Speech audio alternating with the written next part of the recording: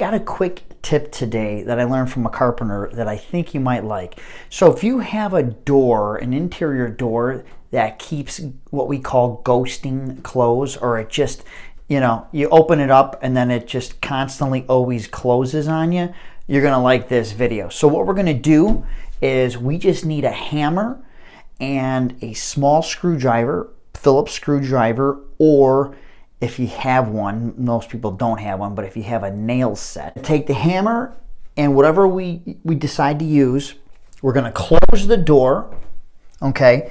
Sometimes you may have a hinge that has a bottom cap on here. You may need a little small, like eyeglass flat blade screwdriver to kind of come in here and then get the blade in and then pop out that cap. But if you don't, you could just go right at it.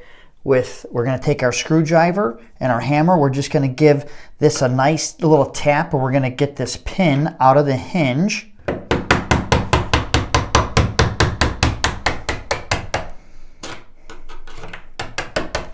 Like so. We're going to take it outside. Take the pin.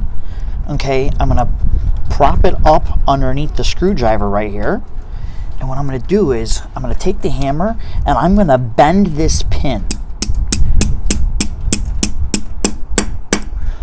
So as you can see, it's no longer straight. Put it back in the hinge. We're going to put it where the bend, where it's kicking the head out towards us, because it's going to be easier when we take the hammer and hammer it back into place. So get the hinge lined up, get the pin started, take your hammer, and go ahead and reset the pin, just bending the pin a little bit. Now, if it's a solid core door, they're heavier, right? You know, versus hollow core doors. You may need to actually do a couple. What it does is it pinches the hinge just enough where it gives it enough tension where it won't swing closed on you.